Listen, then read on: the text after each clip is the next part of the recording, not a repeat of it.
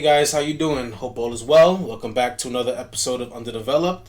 And today we have a podcast for you guys. So tell me what we're talking about, Nick. We are talking about TV show finales. Yes, that is the topic of the day.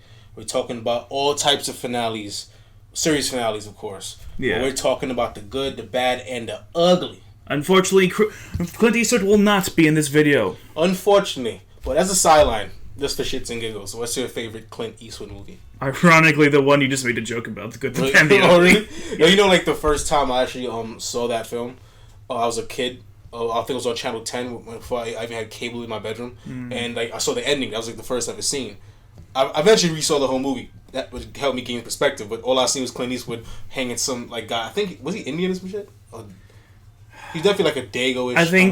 I think he might. I'm pretty sure he was Hispanic. Hispanic, yeah, okay, yeah, right. He was Hispanic. It's been a long, long time. I'm sorry if I come off ignorant. But yeah, so he basically had a guy. He had a Hispanic guy. You had him like basically like almost like he was hanging him. Mm-hmm. You know, and he left him there, and he drove off with his horse. Well, he rode off on his horse, and then he actually shot the guy. And he actually shot the guy, the rope, and let his head just fall on the rock. And that was the first ever shot I saw in that movie. I'm like, well, he's a bad guy, but then at the end it showed like the good, bad, ugly, and he was the good. I'm like, okay, I guess he was a good guy who shoots people, who hangs people, who hangs Spanish people up. You know what I mean? But yeah, so like that was my first intro to that movie, just for fun. But then like I saw like, his other movies, like he did a lot of westerns, like Dirty Harry's like a classic. You know what I'm saying? And he's a great director too. Like he did a bunch of great. Yeah, he's had a great career, but unfortunately this podcast is not the Clint Eastwood Appreciation Hour. Yeah, that was just a nod off, you know what I mean? A cool mention. Mm-hmm. Yeah, but so let's get into this. So, which finales do you want to get into? There's a lot of TV show finales. We should have some good ones and some bad ones. You want to start off with some good ones or some bad ones? Which one you want to start off with? I think you had it right. I think we should start off with some good ones. Okay. Sure. So, that's hard though. It is kind of hard. Rattle off some good ones. I want to see what some of your favorite finales are.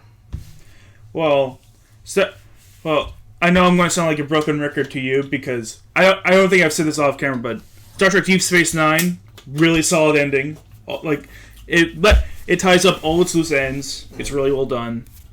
Let's see. Other than that, there's some pretty. What was the last scene of that? Yeah. The last scene was the main. The last scene of Deep Space Nine was the main character. Like it was just the beginning of his like spiritual journey because he like completely changed as a character from the first episode up until now, like 7 years later, and he was like now like becoming more spiritual. He knew more of who he was. He wanted to go on a spiritual journey, and he just kind of went off of that. That was like. He's like the one character I'm like, I would like to see where he is now just because we really don't have closure for him. Right. But everyone else is like, one of the other mainstay characters has to stay alone on this other planet for the rest of his life. It's kind of depressing. The main bad guy got the shit beaten out of him. That was pretty cool. Nice. Yeah. It was a solid finale.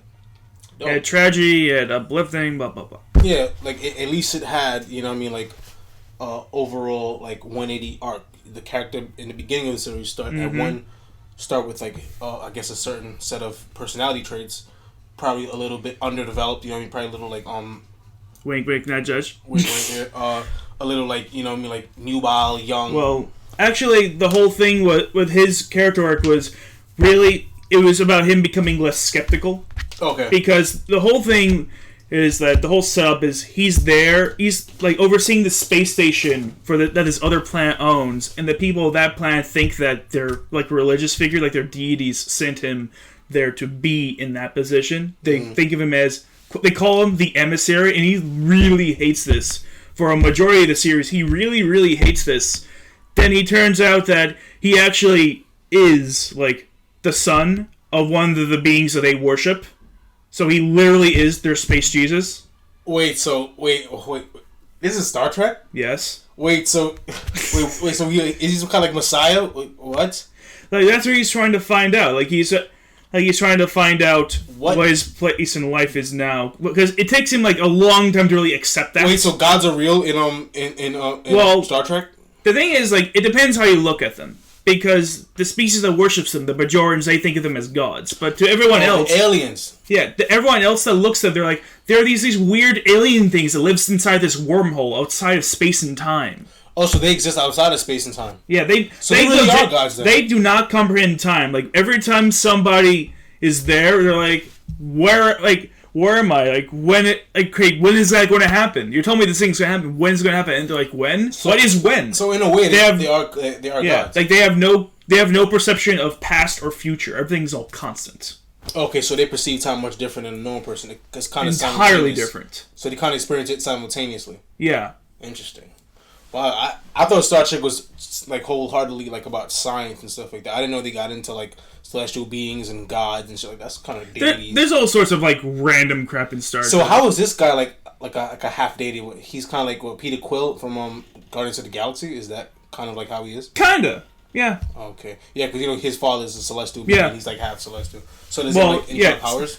Like in the end, there is like some powers he gets. What kind of powers? I don't remember exactly. Like, they don't really go into it that much. Like, it's just this kind of thing for the very end where he is embodying the spirits that like, the ones that, the god bonds that they worship. And the bad guy, Gul Dukat, is like possessed by the spirits of the enemies of these deities called the Paw Wraiths. Mm-hmm. And they just kind of have this like epic, and they kind of have this battle. It's, keep in mind, this is like a low-budget 90s TV show, so it's not exactly like... So it kind of looks like Charmed. I mean... Wait, what? Like, Charmed was pretty terrible in terms of, like, graphics and... And he had the same... They had, like... I haven't really seen much like of Charmed. Trust me, like, if you watch a clip, the graphics is basically what you're talking about. The 90s, early 2000s, shitty-ass TV graphics. Mm-hmm. Like, it looks so terrible when he tried to, like, do effects. It looks like something that you could do in like that's the thing. They don't really do it a lot because they know that. Yeah, like there's stuff where so like okay, we're going to do this as little as humanly possible. Like the only effect they really do a lot is the T-1000 effect because one of the main characters is kind of like that. He's not he's not made out of metal, but he can like shapeshift. It's a very similar effect. Oh, okay, cool. Oh, like the metal guy from Robert Patrick, Terminator. Yeah. One of my favorite movies of all time, by the way. Yeah, we have it up on the wall. Yep. Hopefully you can see it. Kinda. You can see Arnold's face. Mm-hmm. That's the best part. So overall, why would you consider Deep Space Nine an excellent series finale? What made it a good finale for you? Because it took everything that built up to it, and it like delivered. Like all the like. We saw everyone change. We saw like We saw relationships get solidified. Mm-hmm. We saw We saw like this characters go on this journey, and this is like a nice natural endpoint for all of them, like for like almost the entire cast, I'd say. So in a way,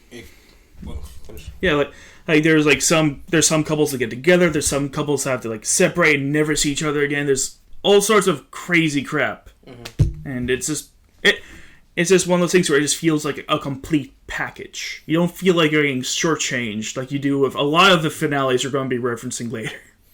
So in a way, it felt like a end to like a big movie or like a trilogy. Yeah. You know what I mean? It's like, it very much did. Yeah. Because you had this whole like series-long story arc and it all finally ended. I'm like...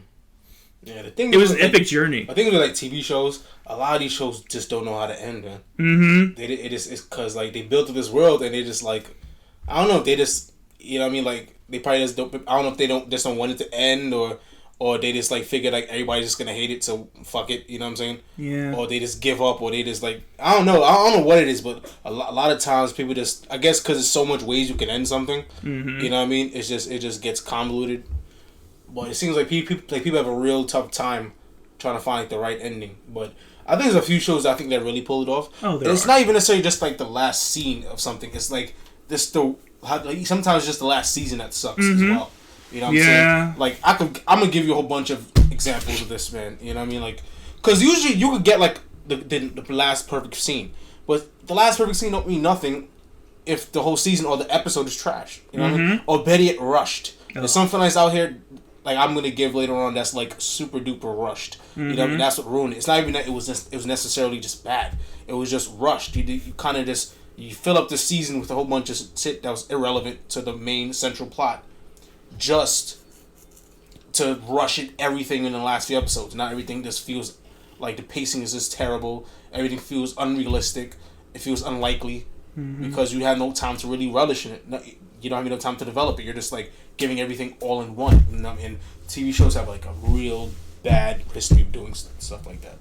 Yeah. But I'll give you a few good ones in my mind. I'm gonna say one of the better ones is Breaking Bad.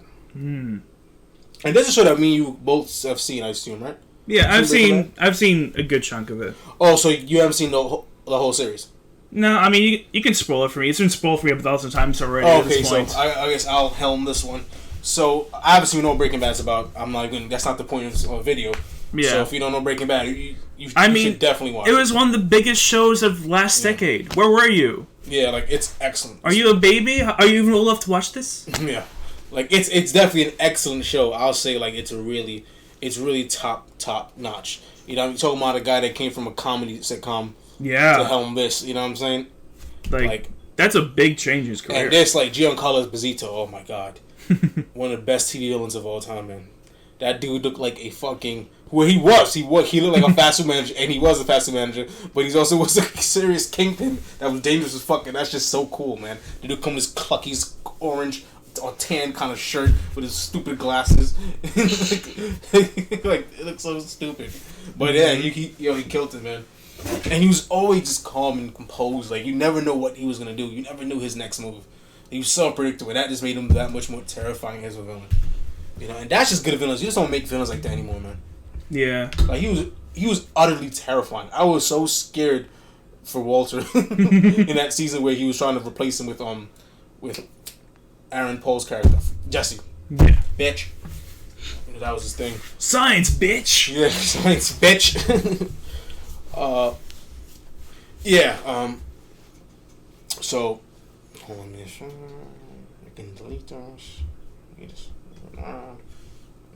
Alright, yeah, so let's get into the ending. So, the ending of Breaking Bad was a real tumultuous one, I'll say. It's really this, like...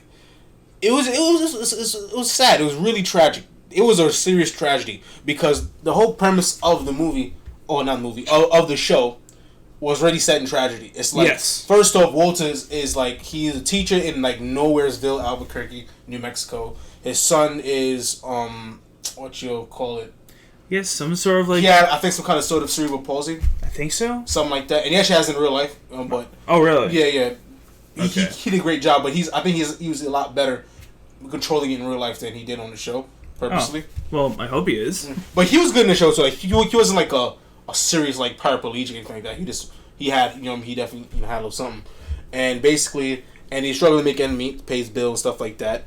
And to make matters worse, he has cancer.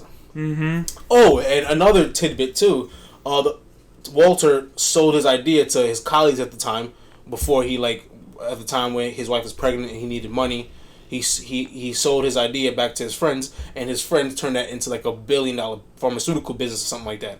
It was a pharmacy or something biology related. I'm not sure. It was definitely in the doctoral medical field. But yeah, they became billionaires. So he had that hanging over his shoulder, that regret, that animosity that he holds towards them, and resentment, mixed on top of like his son, bills, and being a teacher. Nowheresville, chemistry teacher in Nowheresville, Albuquerque, New Mexico. And the show began like his wife already had like a bun in the oven, like another baby on the way. Yeah, I think so too. Actually, yeah, he did. Mm-hmm. So that's another thing. So he had just so much on his plate. So off rip, it's like they already set the stakes. Like he needs money, he needs to take care of himself, he needs to survive for his family.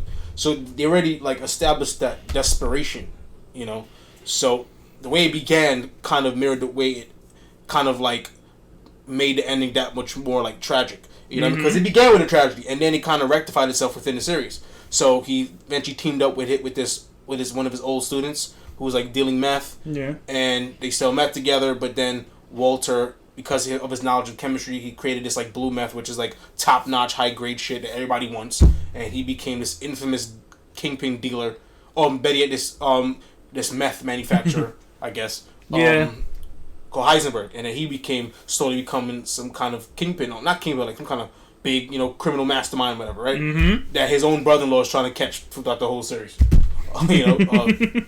Yes, and along the road they just kind of just get into a whole bunch of like shit. It's kind of like Ozark, but with meth and Albuquerque. Like they always get they get mixed up with these suppliers, these dealers, these cartel motherfuckers, kingpins. You know what I'm saying? And they somehow get away scot-free without dying because all of them eventually want to kill those motherfuckers because they just cause a lot of shit. And then him and Jesse go at odds all the time with him killing his girlfriend.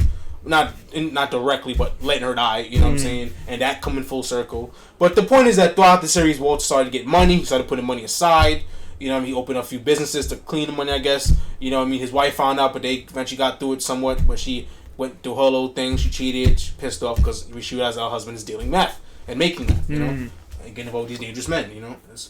And, so he's making money. And his cancer started to go away, you know what I'm saying? He shaved his head. He become a new man. He's somebody that's taking charge of his life. He's not somebody that's letting shit happen to him. You know, he's not complacent. He's somebody that's like, he's the danger. Like the whole famous scene where he's like, I'm the danger. I'm the one who knocks. You know, because he was the one that was getting knocked on. Now he's the one who's knocking. You know, he's the one that's like protecting him and Jesse, holding them down, dealing with the people that's trying to get in their way or trying to kill them, whatever. You know what I'm saying? Because Walter became very resourceful, very dangerous. You know what I'm saying? Using his knowledge. Because he's not somebody that's physically imposing. He's smart, you know what I mean? So that's what made him unique, you know what I mean? And the show unique, you know. And my God, one of the best villains of all time with Giancarlo Esposito, Gustavo Fring. Gustavo Fring, by far TV's best villains of the 2010s, probably of the 21st century, probably in TV history. He definitely goes on for sure. And I like the bald guy's character. I forgot his name. The one that's in now he's in Better Call Saul. He was like a hitman, a little older. I never saw Better Call Saul. Okay, yeah, he was good too. I forgot his name. Anyways, yeah. So in the midst of the in the midst of the series, he is he's getting his shit together. The cancer's going away. He's getting money. He's putting money away for his kid, his family, whatever. Open up like a dry clean or something like that. Just for show. And his wife was starting to like somewhat make amends at some point. But towards the end, a lot of shit happened. Like him and Jesse really got at odds when he found out that he let his girlfriend die. Started replacing him because he started to get his formula on how he makes his meth to get him off the board. And he also, and what else he did? And on top of that, Hank, his sister-in-law's husband, found out who he was and tried to turn him in. Wait, if it's his sister-in-law's husband, wouldn't that make him his brother? I mean, you sure it's his sister's husband? It's his wife's. Oh, okay. Yeah. His wife's is okay. I get okay. His sister-in-law's. Right. Yeah, it is his sister-in-law's husband. Yeah, you're right. His sister-in-law's husband. Yeah. Right. His sister-in-law's husband. Yeah, and he found out that he was Heisenberg, and he's basically a DA agent, so that they specialize in drugs. So he found out by the end of the series, but at that time he digged a little too much, and he got caught up within this neo-Nazi group that he was dealing with at the time, and then he got killed. And so all that led to him and his family really being estranged, and him having to be in hiding. And he eventually cancer came back. And he grew his hair back, becoming exactly who he was at the beginning, hiding out somewhere, to protect himself. But so that's how pretty much the series finale begins. So they pretty much bring him right back to square one. But at least at this time he has a little money, so he threatens the people that he sold his idea to back in the days that became billionaires. Yeah. To basically hold a couple $1 million for him to give to his son when he hits a certain age. Oh, and his son realized who he was too, and his son doesn't want nothing to do with him too. So son, wife. The whole family don't blame them for everything. Don't want nothing to do with them. They're just defeated. They're done. You know what I'm saying? Yeah. They want nothing to do with him. Oh, so true. He's alone. You know what I'm saying? He's even worse off than I was.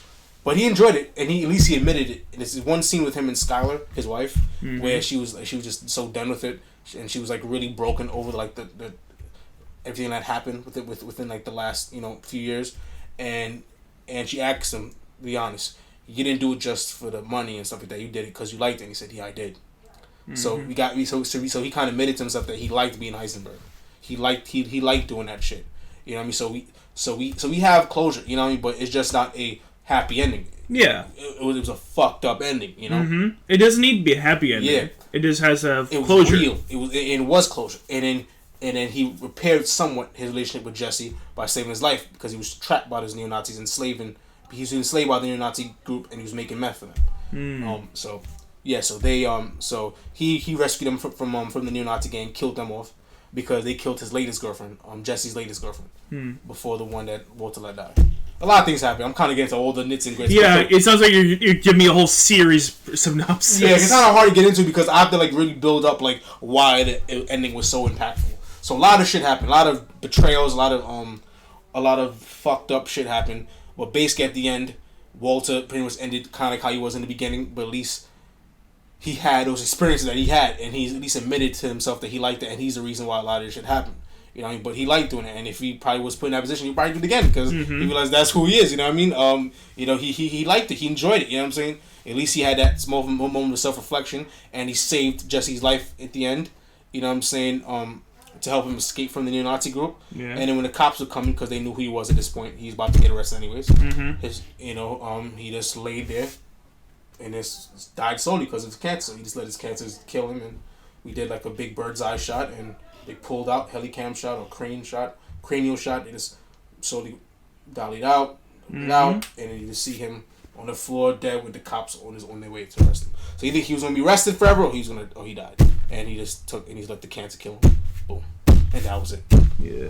How you feel about that ending? It's a good ending. It's a good ending. You know what I'm saying? That was a great ending. It was sad. It made me really emotional. But hey, you know what I mean? It was tragic. But hey, like with living that kind of life and making those kind of mistakes, shit like that happens. It's real. You know what I mean? Yeah. If they gave like a happy ending, it wouldn't have been as impactful. No, it wouldn't have. You know, so sometimes you need like good stories are shrouded in tragedy. That's just what it is. Yeah. You know what I'm saying? A lot of them are. What made a great finale was not just only that, it was the fact that it wrapped up all the storylines. It felt like an ending. It felt final. Yeah. Absolutely final. That's probably the best way to say it. Yeah. You know. So that's one example of a good one. Do you have any other good ones in mind that you want to talk about? Before you get into the bad. Good stuff. I mean, I'm sure there's a lot I'm not thinking about. And they said time to think about it, so we could pause till it comes to your mind. Be honest, I don't think there's anything I have like a whole lot to say about. So I'm not even sure it's really worth bringing up. Power. I think Power had a decent finale. Yeah, I'd say so. Like I thought it was a little bit like stretched on. I don't think we needed like 5 or 6 episodes of the same day. Yeah, because trying to do like some kind of 24-hour kind of thing where it's like what each of the suspects were doing because it was 15 episodes, right? So by the 10th episode, that was the actual finale. That was the last episode because that's pretty much him being killed. You know what I mean? But we don't know who killed him. All we know is we have 5 suspects that all want to kill him and all have a reason to kill him, heading towards his club where he was shot and killed. You know? Yes. So. You know, and he did it. It's kind of similar to Breaking Bad. A guy that rose to power and got all stripped away from him, and you see him falling slowly on some like I don't know, some kind of like biblical shit. I don't know what you want to call it, but he had his arms out. You see him slowly falling, slow mo. He hits the floor, blood coming out of his mouth. He's gone. You know what I'm saying? So that's how. So that's pretty much was the ending. Yeah, like really the only problem I have was what I just mentioned, where I thought it was this a little too much of the separate. I feel like 1 or 2 that would have been fine, but like 5, we didn't need 5. But it's not actually the series finale itself. That's just like what built up to it. I kind of liked it, but I understand where you're coming from. You know what I'm saying? Maybe that's a little too stretched out, but what they did because they already established 5 suspects in that winter finale, going into the final 5 episodes of the next year, so now it's like to build the mystery. Yeah, it's like let's get into what each of these one by one, removing the suspects from the board. Yeah, but that being said, I feel like some suspects could have shared the episode. I feel like a couple of them just weren't interesting enough for their own episode. Like who? Immediately comes to Andy's mind. Sister? Yes. That is immediately the one that comes to mind. Ironically, that was a good episode, though. You know what I mean? It was. But I get what you mean. She was barely a main character. Yeah. But have her own thing. Like, Rotimi's character, which was Dre, he made sense because he was a big suspect. Yes. Rashad Tate easy could have been. I like this episode, but that didn't have to be. It didn't have to That happen. could have been a shared episode, I think. You know what I mean? Yeah, I feel like stuff could have been cut from that. You know I get that this is probably establishing the cast for his spin-off, but... Yeah, and that's the thing, too, because remember, Power isn't, like, finale. That's just one chapter of Power. Now we're going into, like, with Book 2 that just released with Ghost. And then then they're making Raising Kanan, which is a prequel. And then they're making, 5, which is Force. 4. Book 4, which is Force with Tommy's. Him going off to, LA. And, 5, which is Rashad Tate's, influence. So it was a reason behind what they did. You know what I mean? So for what they're trying to do, I think it was well done. And for these minor characters to have their own dedicated episodes, it was good writing. You know what I'm saying? But like you were saying, it would have been a lot better if it was just more compacted. I agree. It was just a little stretched out. Like, but in terms of content, I thought it was pretty good. Yeah, you know what I'm saying? I don't say against the actual content for the most part. Like the way Dre was killed, dousing a blazing inferno. That was dark. That was dark, but that was deserved, and that was I'd say so.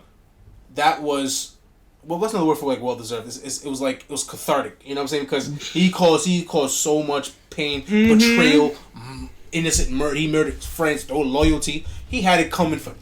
He constantly weaseled out. Yeah, like I feel like they're dangling his death in front of us, like how he dangled keys in front of a baby. And Courtney, what's her name? Courtney, the creator's name, Courtney. Oh, I don't never do the creator's name. Hold on, let me just quickly.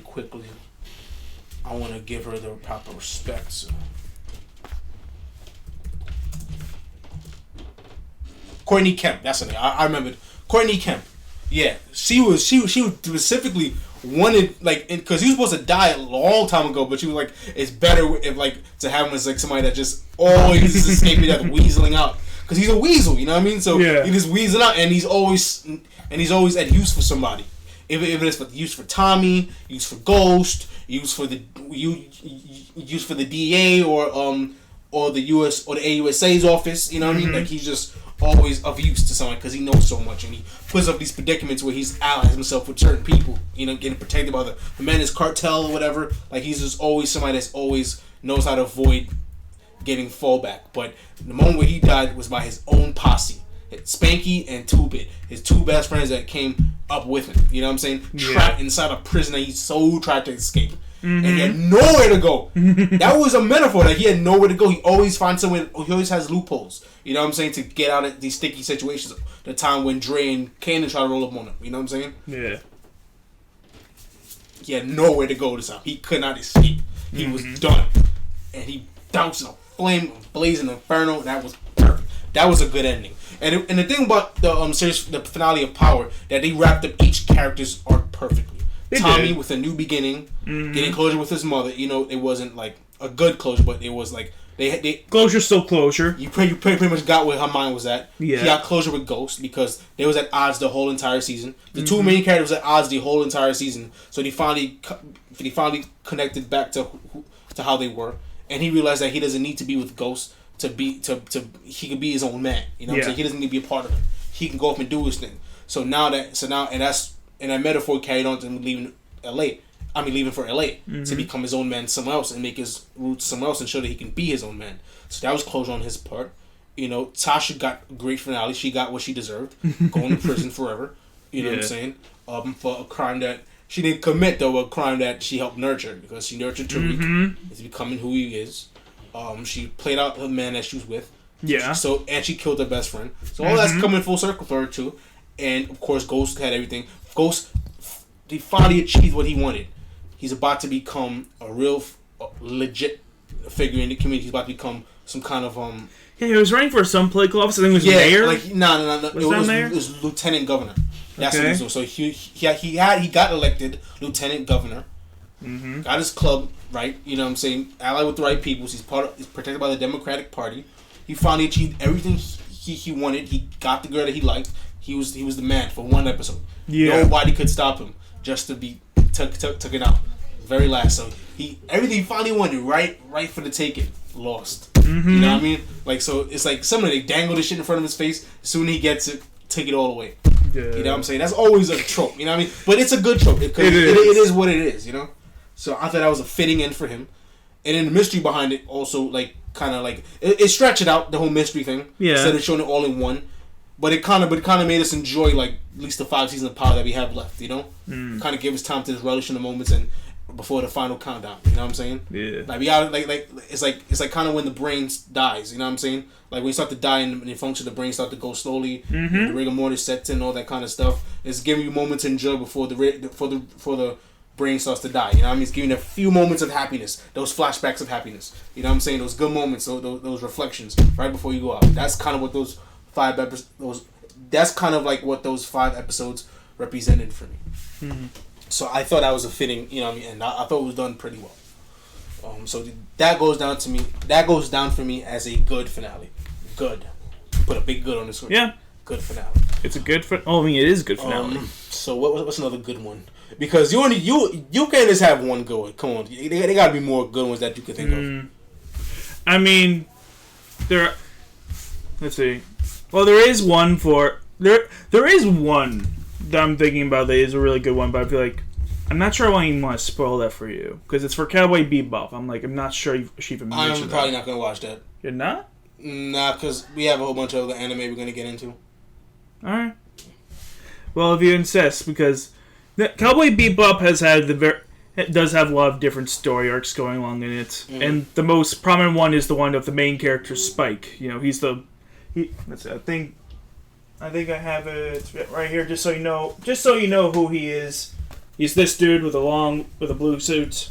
Okay. Long hair, but like fucking bushy hair, cigarette, blah blah blah. Nice. Yeah, so he's going on this whole thing where he has like this dark, shady past. Everyone kind of does in that show. Kind of like one of the overarching themes of it is that you can't escape your past, and all the main characters are very heavily damaged by their past. And that's a big part of what makes them who they are, and that's very much said so for Spike, who he went through this whole journey where he found found love of his life again, and then he kind of lost her again, and then he had this arch nemesis who you tried to kill him before, and they're there's all these different runnings. It was this very dramatic thing, and then at the end there was this fucking Spike just severed all of his ties to everybody. Gets no, I'm going to take this fucker down. And I'm going to do it no matter what it takes. And by God, he went through a brutal-ass fucking fight. And the end leaves it very ambiguous to whether or not he actually survives. They not quite. Not quite, but I mean, so because at least there's at least there's actual closure before that, so it's not The Sopranos. Yeah. But literally, the final shot is he's walking out the building, fucking in shambles, and then a bunch of cop cars show up, and he's holds out his fingers bang, and he just fucking collapses. And you have this super depressing music playing. Wow, so is it even would you consider it even bittersweet? I think it is bittersweet. I know different people have different interpretations of the ending. I believe that he died from his injuries. So I think this is super bittersweet. So what's the general interpretation? Well, I think that the whole thing is that he tried to escape his past, and then when he said "fuck it" and delved into his past, that's what got him killed. So wait, say that one more time. Because this whole series, he tried to escape his past. Okay. But every moment where he gets closer back into it, when he gets the more and more absorbed he gets into his past, the less and less, the more and more he dies a bit inside. And then at the end, he just says, fuck it, throws caution to the wind, severs ties of everyone, so that, no one, it's very heavily implied that no one thinks he's going to come back alive when he has all these final conversations with a lot of people. They even, even at the, earlier on, they were hey, all you comic relief characters, you just go off. You go off and do your own thing. We don't need you. This episode's too serious for that. At least he knows when to be serious. Oh, yeah, That's one thing that made Cowboy Bebop a good series, that it balances things. Most TV shows aren't like that. They always like trickling comedy, even though it's like it's probably not appropriate for this particular scene or episode. Like, if it really wanted to, it could be just another stupid comedy that doesn't know when to take itself seriously, but that's what the best stuff is. The best stuff is stuff that knows when it's okay to be funny, and that knows when it's not okay to be funny. Well, shows in general are like that, and that's what I don't like about most shows. Basically, develop a rhythm. They develop a status quo. Yeah. And they're so scared of breaking that. Mm-hmm. You know what I'm saying? That they just end up becoming like caricatures of themselves. Like they become bland, they become stupid almost, because it's like every episode has to be unpredictable and boring. Yeah. You know what I'm saying? Like don't be afraid. Like these TV shows, especially procedurals, they have this thing where every episode it gets to the point where it's like you could predict each season, because you really they get so like what's the word I'm looking for? It's so like predictable. It's so they're so set in their ways. Yeah, exactly. So set in their ways and without change. You know what I'm saying? Mm-hmm. That even when like you introduce a story arc that's welcome for change, you know what I mean? Like you end up zagging when you're supposed to zig. You know what I'm saying? Mm-hmm. You end up zagging back to like where you started. You know what I'm saying? Because you're so scared of breaking your show that you're just. They're so caught up in, they're so afraid of like not breaking their show that they end up sacrificing potentially gobs of like great stories, potentially great stories. Yeah, you know what I'm saying. Sometimes it's good to just zag. Sometimes it's good to just zag instead of always zigging. Sometimes it's good to just break out and do something different, because the story that you set right now allows for a better story down the line. Yeah, you know what I mean. As long as you still have your characters, you're still the same show. Like being set in ways. That's what makes like these shows. Like a lot of shows start off good, but because they're so set in their ways, they become bad over time. Yeah, like they adopt this attitude that we're successful now, so we're going to always be successful. Yeah, because they're always going to love us. No, like you're going to have to change with the times. Exactly. You can't just stay stagnant. Like they have this mentality of like, if it's not broke, so don't fix it. So don't fix it. It's not broke, don't fix it. But it is broke. It's going to become broken because you're going to keep, like, it comes to the point where it's unrealistic and it's so unlikely that it's like, these characters are not going to fall for the same thing over and over and over and over and over. Change happens in real life, so change have to happen within stories that mimic life, you know? Yeah, like, it might not be broken now, but, it's like a car. You need to maintain it. Yeah. You need to pay your maintenance bills. Exactly. Sometimes you might even want to get some upgrades. You can't just have the same old engine if it's going to fucking break every 2 minutes. Exactly. You need to get a new one. Absolutely. Same thing goes if you have a faulty storytelling engine. Like, hey, might be good for now, but it's going to be so good 2-3 years down the line? Maybe not. Might want to spice things up a bit. That's why these shows be ending early, because they're so scared of doing that. But if you want a show to last, you're going to have to go through changes. You know what I'm saying? Like, for instance, Smallville was a show that did that. Did 10 seasons, but they went through changes. In the beginning of the series, it was literally a fucking... monster a week, you know what I mean, basically a media freak week, you know what I mean, like it was a procedural. It was different monsters each week, different superpowered beings that Clark had to fight off, dealing with the teen angst of high school drama with Lana, and then by season 5 it became him in college and him facing Kryptonian threats, and by season 8 to 10 he became pretty much Clark Kent that we know with the comics, the bumbly reporter, glasses, suits, and all that with Lois Lane. And he became a vigilante, with a double persona, and then he became Superman at the end. Yeah. That's the only way you can realistically progress because it's literally like season 8 to 10 is much different than 1 to 4. That's it is almost a different very show. Different. It's pretty much a different show. You know what I'm saying? But it's still the same show because this one has the same characters. Yeah. It's just propelling the story in different ways because that's just what it is. Life happens, change happens. So you can't be afraid to break the show. You know what I'm saying? Oh, exactly. You're 100% right. If never did that, it only would last like 5 seasons. No, it wouldn't have been. It wouldn't have been watchable if it was like that. Because it made no sense. You have to change the show. You know what I'm saying? Maybe sometimes it may have to become a whole different genre. Yeah. You know what I'm saying? Sometimes that can happen. It can really benefit the fuck out of your story. Yeah, And if you do decide to go that way, it actually will make a finale much more powerful because if the finale goes back to where at the beginning of the series, regardless of the changes that went through, it will bring back that nostalgic feeling. You know what I'm saying? Yeah. But if you just stay the same, people just want it to be over with. Because the same, more of the same, more of the same, more of the same.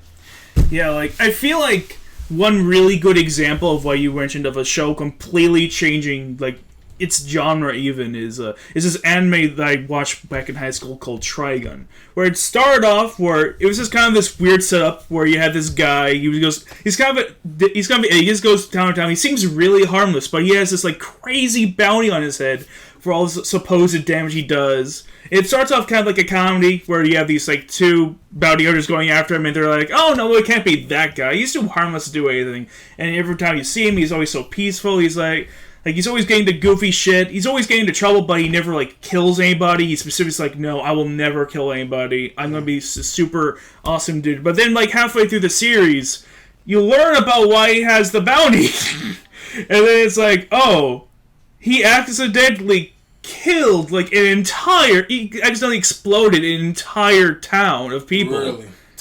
Yeah. And then like the guy who made him explode like that, like all like that is like still after him. Then they delve into his backstory, and this becomes a much more serious show after that. Like it completely changed what kind of show it was. Wait, really? Wow. Yeah. And keep in mind, this isn't a long show. Like this is like what, 20-something episodes for the whole series? That's it. That's like one big season. Well, keep in mind, like, a lot of it, most anime isn't all that long. How many episodes a season? I'm saying most anime is, most anime just is, like, a season or two, like, 13 to 20-something episodes. Like, how many, does it say how many episodes are on this?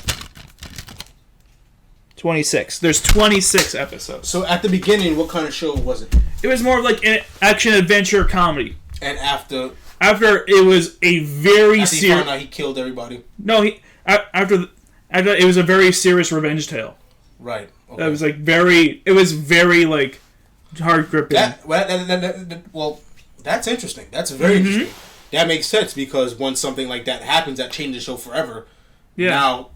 It's almost like a it's kind of like if you want to look at it, it's kind of like a big movie. You know what I'm saying? Like, yeah. In that first part, so you could perceive it as a movie, and if you perceive it as a movie, it's actually all it is just the first part before that happened. Yeah. It was pretty much a exposition, rise in action, and when that happened, that's the climax. That's the big moment.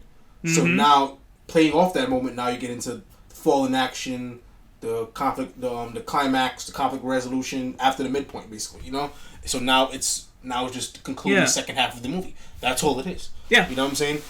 Shows are pretty much it's extended movies. You know what I'm saying? It's just movies that give you time to really see the characters really develop. You know what I mean? Instead of just developing them over like a course of like 2 hours, you could develop it over a course of like 10 years. You know what I'm saying? Yeah. So it's like a movie that really gets into the characters. So you know that's all it is. So if you look at it from that perspective, it can, you know what I mean, like, you never fail. Well, that's why all of these shows on Netflix and the whole Amazon are doing really well, because that's how they treat it. It's like basically serialized episodes all contributing to one plot. Yeah, exactly. Like, major plot. You know? I completely agree. Like, they very much approach these shows with the intention to bridge the gap between movies and television. Yeah, and Stranger Things, I think, is one of the best examples of that, because Stranger Things... If it literally feels like each season feels like just a big movie, literally. Good. Literally, you know what I mean? Like, yeah, it feels like one big movie. You know what I'm saying? Yeah, like Star Trek Picard feels like a 10-hour movie. Yeah. That's exactly what. Like, I feel like a lot of the better shows like that do kind of feel like that. Like, there's long ass movies. Yeah, because you're not getting like just like a repetitive episode arc every episode. It's like okay, this episode we know what's gonna happen. He's gonna have some kind of epiphany, and he's gonna have a whole episode that he has to figure out how to get over this epiphany, and then rinse repeat next episode. You know what I'm saying? Yeah. And it gets to the point where it's just boring. Like, you may do it in different ways, you may try to find clever ways to do it, but it's still this overall the same result every episode. Yeah. It doesn't feel like I'm watching. It feels like I'm watching this like. I feel like I'm watching this different. It's like this, like the same show over and over and over and over and over in one. You know what I mean? Like episode by episode. I feel like I'm watching one big thing that's actually contributing to something else that's bigger than this. What I'm seeing in this one episode. You know what I'm saying? Yeah. I like shows that have in each episode it's like building to something big. You know what I'm saying? Slowly by slowly. You know, it feels like everything sticks. You know what I'm saying? Yes. Like that's another problem with sitcoms. Like nothing really sticks. It's one episode is this one issue and that's it, and then it moves on to another issue for next episode. I like when consequences feel like real consequences. You know what I'm saying? It will last throughout the whole series. You know what I'm saying? canon. You know what I mean? I like canon. Canon is the way to go. You know? Yeah. Real consequences and real actions moving the story forward. And each episode carries the movie forward, not backwards. Exactly. Like, everyone just resetting as if nothing ever happened week to week. It's just, like, it's gotten boring. Like, we have very different expectations of our shows now, so that's not going to always be satisfying us. Exactly. Okay. Yeah, so I think I have one more in the chamber that I feel is a good series finale. Mm-hmm. And it's a controversial one because a lot of people have mixed feelings about this. Especially, and around the time it actually aired, people really didn't like it. Yeah. It is a sitcom. I think you know where I'm getting at. Mm-hmm. It is, drumroll please, insert drumroll post, Jerry Seinfeld, but the show is called Seinfeld. Yeah. I agree. I actually kind of like Seinfeld's ending, too. Yeah, I like it because the thing is, it's easy to look at this and say, oh, no character development. They pretty much stay the same people. We see no real, like, relationship solidified, nothing really feels concluded, nothing feels final. But it is in a way, you know what I'm saying, if you really get what they were trying to do. You know what I'm saying? This is a show about nothing. It's meant to be that way. It's meant to like just have a random, it's supposed to be random, it's supposed to be this, but the whole thing is you like the chemistry between actors and you like the jokes and you like the one-off stories, you know what I'm saying? Yeah. But in a way it does come full circle because when they get called, when they're in court and they go into their trial and people summon up to speak on like what it was like dealing with these guys, you know what I mean? Mm-hmm. Everybody from the series that they were wrong, you know what I'm saying? So so it did. Everything, it was canon. Everything came back full circle. Mm-hmm. Maybe in an unrealistic fashion. That's probably like the worst thing I've said about the show. That is very unrealistic to have that many character witnesses to show up. Yeah, you know what I mean? That's just not realistic, but I get why they did it. You know what I'm saying? It's like if they're not escaping their punishment this time. They're gonna own up to because those guys, especially George and Lane, are not good people. They're all shitty people. Or shitty people. They're morally ambiguous people. You know what I'm saying? They don't really care about anybody else. They kind of do their own thing. They're not really morally ambiguous. They're like more. I'd say they're more amoral than anything. Amoral. I don't want to be too fucked up, but you're probably right. Yeah, it is. Like, I mean, it is a bit extreme, but come on. Yeah, look at these guys. George definitely doesn't have a moral compass. George overall is not a good person. Like he's not. I don't say he's evil, but he's pretty much a terrible person. Though. He is. He's a terrible human being. Evil is evil, but he just really egregiously selfish. Yeah.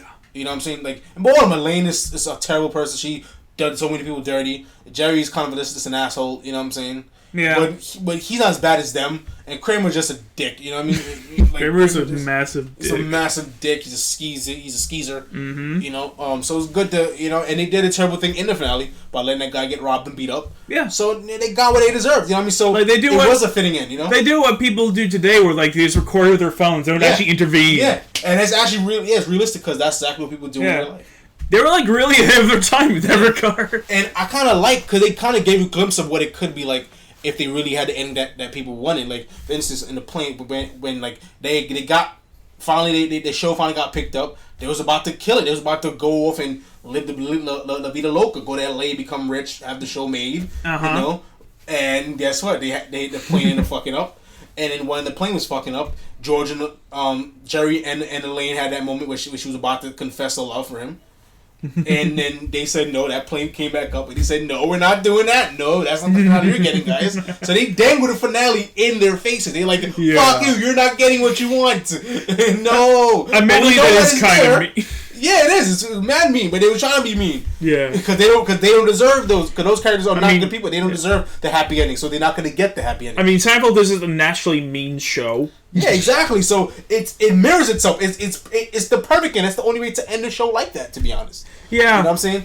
Like I completely agree. I stand by that ending for Seinfeld. It was a great ending. You know what I mean? It worked. You know what I mean? Like it fits the show. It fits it. You know what I mean? Like I mean, if this was any other show, then sure. The writing could have been better, but in terms of like the story arc, yeah, I thought it was fucking. I thought it was fine. It was fine. I mean, you know what I mean? It was a solid ending. You can't argue they didn't get what they deserved. Yeah, you know what I'm saying? It was a fitting end. And Larry's credit scene where he was doing comedy in the jail. Kind of of the producers low key. You know what I mean? Like it was like any of the producers like they're in jail and they're like, you know, like I guess were they performing in producers in like the last scene when he was in jail? Yeah, they were running their own play in yeah, you know what I mean? Like so kind of it gave me producers vibes. A little, yeah, I can see that. It'd be funny. You have to put that video up. Thanks for the edit. You keep throwing all this other stuff on my plate, man. I know, but I want to get it done too. Well, this week I put up like whenever you gotta put it up. Scream 2, I do want to get on that. But you could definitely work on the producers after you do Scream, and then we get back into Boys. Okay. Because the producer, I think that's a good video. I was genuinely like cracking up in that video. I was weak, bro. You were weak as shit. I was crying. I was fucking crying. Well, going back to this, so I thought it was a very solid ending. Mm-hmm. So I think that's enough. I think we both got 4. I think that's enough. So let's rattle off. That's enough. Good. Let's recap the good endings that we talked about. Let's see. I talked about Star Trek Deep Space Nine, Cowboy Bebop, Trigun, and we kind of both talked about Seinfeld. Yeah. So I'm saying that's both of us. Breaking Bad was a good ending. Prime Power. Those are the shows I talked about. Yeah. I feel like you mentioned. I feel like you mentioned other ones. I mentioned other shows, but I didn't. I kind of mentioned like Smallville because of like the series. You indispute. I didn't say it was a good ending. I just said true. I like the progression of the series because if you was to do like a 10 season plus.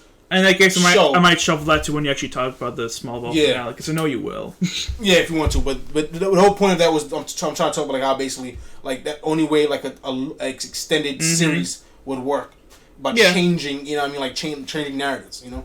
Yeah, I get that. Okay, so that's it for the good. I feel like we should go into the bad now. Let's get into the bad. We do like a big effect bad, whatever. Just make that shit look. I'll just throw Tommy Wiseau's face on the screen. Sure, let's go. Bad. Doing bad reviews. Okay, Nick. I know you have a lot to unpack with the bad, so I'm gonna let you start this floor off. I'll let you start it off, man. You know, let me get some water for this. We gonna need it. You want water? I will by the time I'm done with this, yes. I'll bring with us in case. Yes, please. And when we eat, we definitely need to bring some water now. Sure. Let's get into this one, man.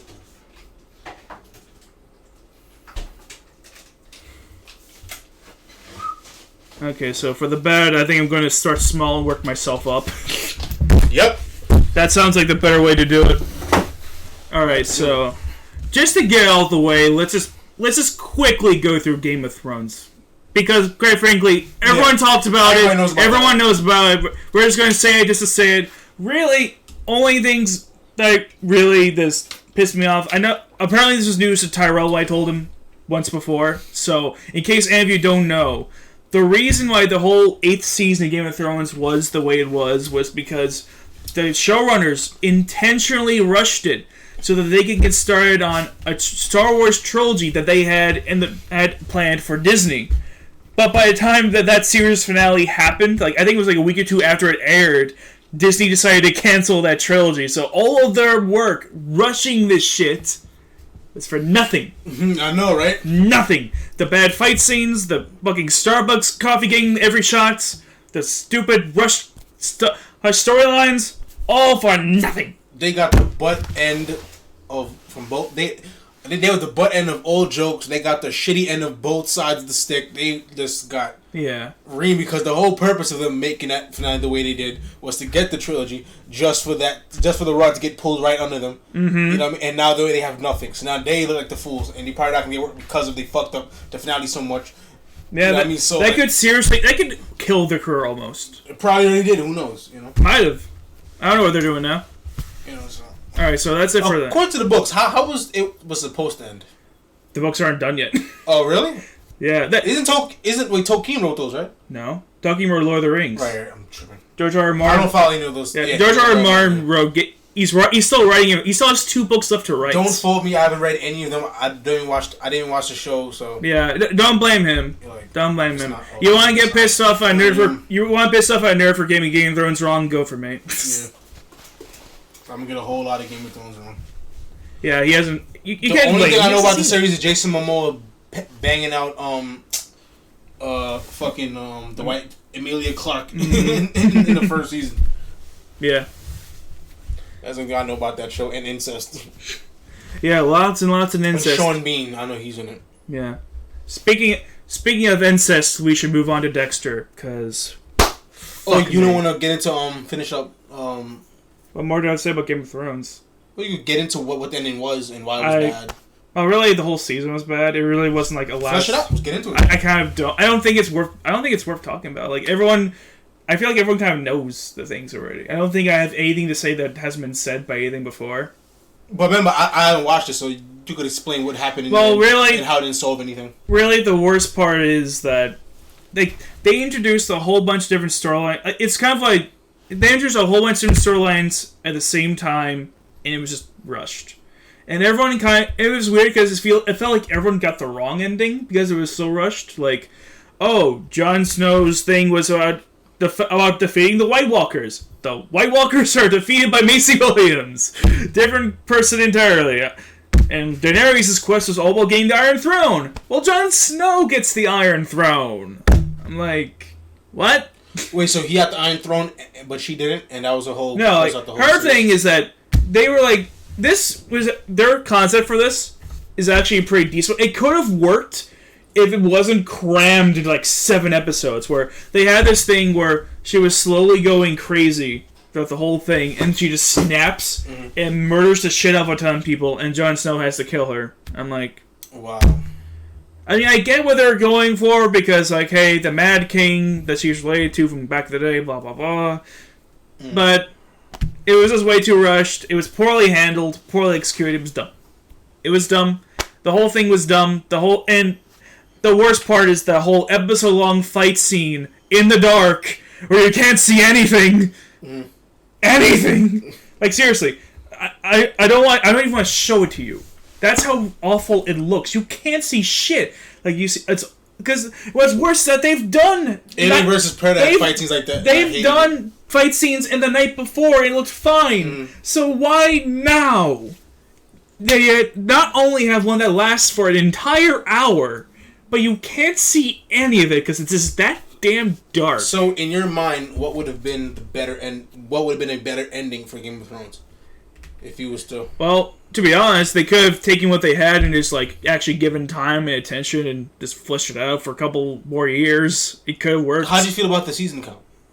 Episode count of the season. I mean, it was the shortest season. I'm like, no. It could have benefited for a few more episodes. Yes, because that's the whole thing where they had a lot of ideas and they just like squished them. I'm like, so the ideas wasn't the bad thing. It was really just the execution. Yeah, I don't think the ideas were horrible. I think they could have worked if they were spread out across like 2 or 3 seasons. It's kind of true. It's really like not one just extra small one. It was the progression of the final season that led to the ending, which was like the bad thing. Yeah, and also they had a lot of little things where like a lot of things that really shouldn't be getting the shots end up getting the shots. Like Emilia Clarke's like infamous Starbucks cup that she just had on set, and it was on camera and no one caught it.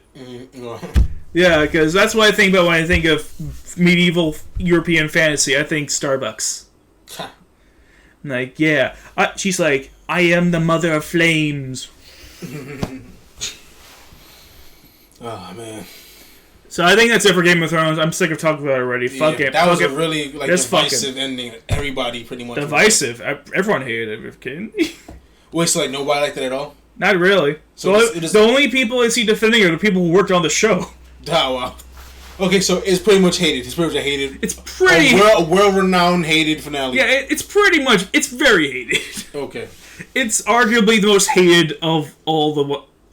yeah, I'd say it's arguably the most hated just because how many people watch Game of Thrones. Right, yeah, it's easily like the biggest show of the 2010s, so... Yeah, it's like this iconic show that that almost everyone watched, it feels like. Other than me. Yeah, other than this guy. Yeah. He doesn't watch it. I think my stepmother watches the show, or watched it. Oh, really? My uncle loved the show, my cousins loved the show. I went to it. Those kind of big, like, medieval stuff has never really been my jam. You know what I'm saying? It wasn't for me for a very, very long time. But I may get a watch, but I was going to watch it, then I realized the ending was bad. And I'm like, I don't want to put myself through a torture of, like... 6, 7 seasons just to have a shitty final season. I'm like, then what's the point? That's me to be super pissed off, you know? Yeah, I get that. That's part of my reluctance to watch The Sopranos. That's why I haven't watched it. I'm actually about to start it tomorrow, you know, just because I want to, because, I don't know, I watched a few scenes on YouTube and I really enjoyed it. I like Michael Imperioli's character. So I definitely, and James Gandolfini I think did his thing too, so. Yeah, he's a great actor. Yeah, so I'm like, and I love the idea of like gangsters in the modern world, because most of the time when you get these gangster shows or these gangster movies, it's always period pieces like Peaky Blinders. Mm-hmm. You have a Boardwalk Empire. Yeah. Mad Men. Is Mad Men a period piece? Is Mad Men? Yeah, it's in the 60s, isn't it? Yeah. So Mad Men. You know, I'm not entirely sure if it's. I don't think it is. I thought it was about like advertisers. Oh yeah, fine, and not that. I didn't. I was Don Draper, and then like Don Draper is like, oh, really? You know what I mean? Like, I mean, Don is an actual Don. Is I know, but Don's always like Don, and I'm like Don, you know, whatever. Alright. And in movies like, you know, Goodfellas, Goodfellas, what's the other one? Godfather, Gangs in New York, and all these. Basically, most of gangster movies are always previous. Well, Hoodlum, all these types of, you know, Harlem Nights, basically every fucking gangster I've ever seen, American gangsters, all been period pieces. Yeah. So it's good to see about, because gangsters, especially Italians, the mob, they're still around. Yeah. All of them still around. It's good to see them in modern day. You know what I'm saying? Mm-hmm. Like, you don't really see a lot of them in anything like past the 80s, I think.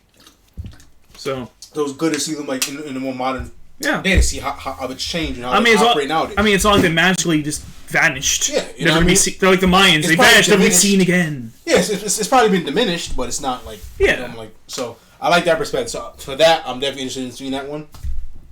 But so let's move on to another one. What is another bad one that you want to destroy completely that ended terribly? Well, let's go on to Dexter. No, Dexter. I know this is another one that everyone's like, oh, you're talking about this. You're digging up this old grave. I'm like, go off, bro. Go off, fine, bro. Kill it. Fine, I'll go off this one because just the thing that's so annoying. They were this close to a decent ending. This close. They had this ending where the eighth season really wasn't good, but hey, this whole setup where where Dexter was there, he had his kid and he had this like lover, and they were all on the run, and he kind of sacrificed himself to save them so they can escape and live their lives, and that would have been a good ending. That would have been perfectly fine. But then Showtime was like, no, we can't kill off our Dexter. So the showrunners are forced to put in this ending. After all that, they had this extra scene where it's just him in the woods with a beard. I'm like, he's just in the woods. He's a lumberjack now. Why? If he's alive, why isn't he with his kid?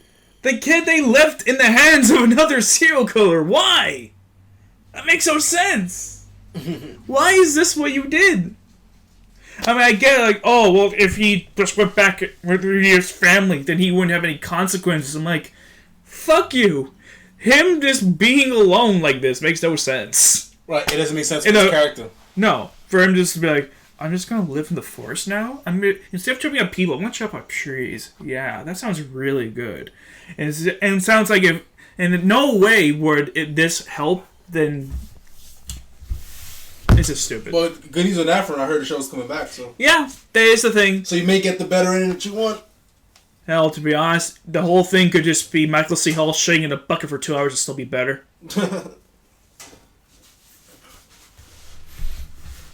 I think that's pretty much all I have to say about Dexter. I don't want to... Again, it's like Game of Thrones. Everyone knows about it, so I'm like, fuck it. See, this is the moment. Bring it on, because I haven't watched shows, so you can unload it on me. Like, let me know. No, there is one that... There is like one or two that pissed me off way more.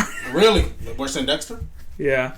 Okay. Alright, so your turn to go. Okay, I'll bring on one that I don't like. I'm going to start with small. 2.5 Men. One of my favorite sitcoms of all time. Because it's not like I love Full House, but it's like 2.5 Men is opposite of Full House. You know what I mean? Like, you know what I mean? Much. It's not a show about love and family. It's a show about two dudes trying to get some ass. 2.5 Men is ironically more like Bob Saget than Full House is. Yeah, it worked, right? Because Bob Saget is not Danny Tanner. No, he ain't. But watch Entourage. You had to see more of like how he could be, how he is like in the real world. That's my guy. But yeah, that dude is one raunchy motherfucker. Like you'll think it would be John Stamos, but it's him. That's what makes it great. Yeah, I know, right? Fucking awesome. I would see like a sitcom with Bob Saget, same cast from Full House, but just as how they are in real life. That'd be fucking dope. Oh man, that'd be great.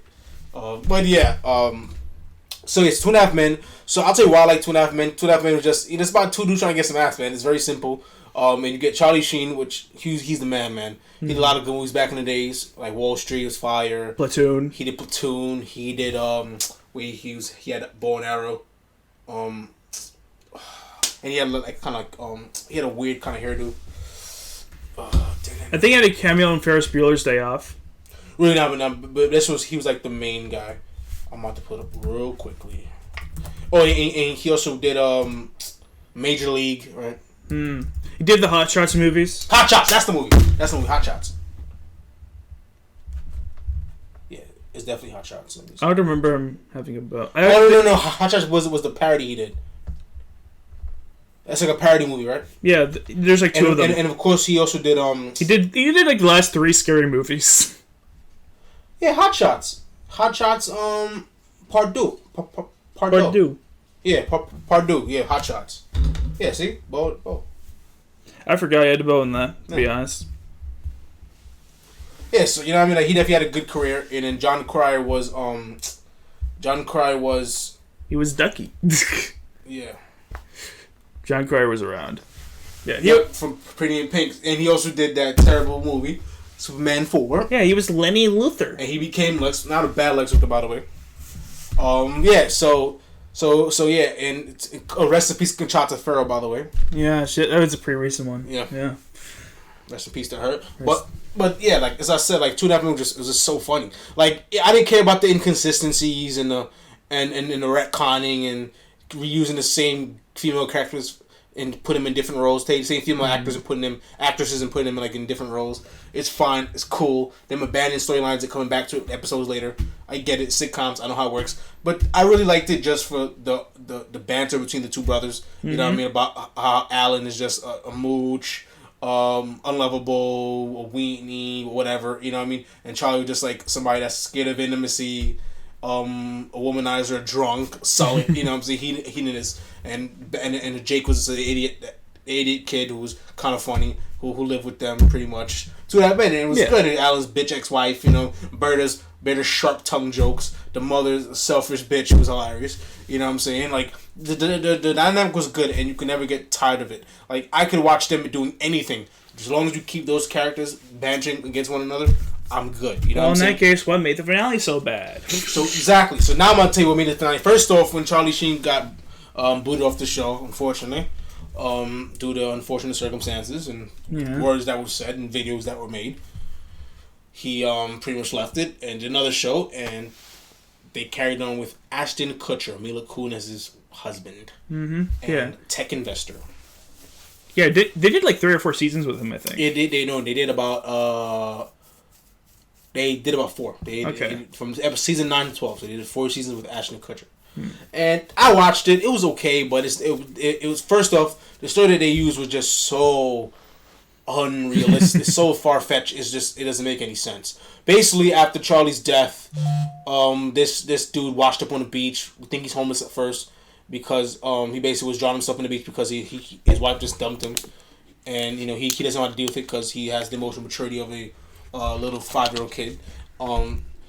And Alan consoled him at the time. And because of that, when he came back to off his feet, he bought the beach house, which never was really seemed like somebody that would be interested in getting there in the first place. Because he's a fucking billionaire. Why does he need like a beach house in Malibu that Charlie Sheen could afford? I mean, that Charlie Harper could afford, who has money but not $1 billion. Like you'll think he'd probably get a bigger house. You know what I mean? But he buys the house, and for some reason, Alan convinces him to stay with him. You know what I mean? Because he needed a place to stay, and then Alan stayed, and they become good friends. But it's far fetched. It made no sense. It had some good moments, had some fun moments. They had good chemistry, but it just wasn't that. And you can't replace Charlie Sheen. He was irreplaceable to that show, and it was obvious. You know what I'm saying? And the storylines just got stupider and stupider and stupider. John Cryer held it together a little bit, so that's what made the 4th season work. But his fucking Ashton Kutcher storyline just didn't make any sense. Yeah. You know what I mean? Like a tech billionaire who can't find love, who's handsome, got a big penis, really. You know what I mean? It just was it's far-fetched from all angles. You know what I'm saying? And then the point where they end up getting married in the final season just so he can adopt a kid. I'm like, whatever, dude. I mean, like, I don't care. It's stupid. And then, it's not even just the story, it's the ending, the finale itself was terrible. Like, basically, the whole finale was just a shot to Charlie Sheen. No. It was just trolling Charlie Sheen the entire episode. It had no real story, to be honest. It was just them trolling Charlie Sheen. Mm-hmm. That's it. You know what I'm saying? And to me, the show that they built within, like, the 8 seasons that Charlie was there was about, you know what I mean, the fight that Alan was always there. They always had each other's back when it came to, like, becoming men, you know what I'm saying, growing up. You know what I mean? You know what I mean? Like, because he basically had mommy issues growing up. The mother was cold, and that made them, like, really fucked up, you know what I mean, emotionally. Alan was very tightly wrapped and tightly wound. Kind of like the Odd Couple, and then Charlie Sheen was the hedonist, the drunk who can't commit to anybody. But slowly together, they was both, Alan was finding a backbone, Alan was finding himself, you know what I mean, and Charlie was becoming somebody that would be open to relationships, you know what I mean, and love, you know what I mean, and trusting people, you know what I'm saying? And so trusting each other because they confide in each other. So the ending would be them finding some kind of closure with each other, you know what I'm saying? Mm-hmm. Not just bringing Charlie Sheen to drop a piano in his fucking head, you know? But the ending was initially, Charlie Sheen was supposed to be part of it. But the whole idea was that if Charlie Sheen came back, he would just come for the last scene and he was speaking to the mic, breaking the fourth wall, and he was talking about drug abuse and shit like that, and talking about how he's an unstoppable flaming dragon or whatever he's called himself, you know what I mean? And he can't be stopped, and they just drop a piano on his head. But Charlie wanted a heartwarming ending that would bring him back into, like, the spotlight for primetime TV.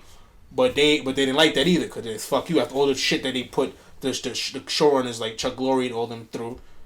He said, fuck that, you don't deserve that, and I'm going to give you what you deserve, because you caused me a lot of shit.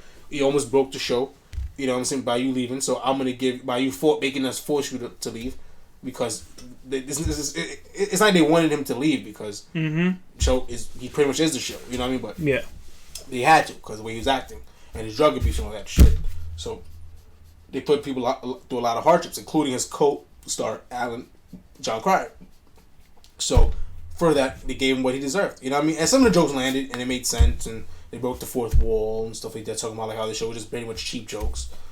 But to me, it didn't feel, I don't say cathartic, it just didn't feel like a right ending. It felt like it wasn't ending at all. It felt like it was just a big shot to Charlie Sheen. A bunch of breaking the fourth walls, you know, a bunch of cheap shot jokes, you know what I mean? Just like, it doesn't feel like a real ending to a real show with actual characters.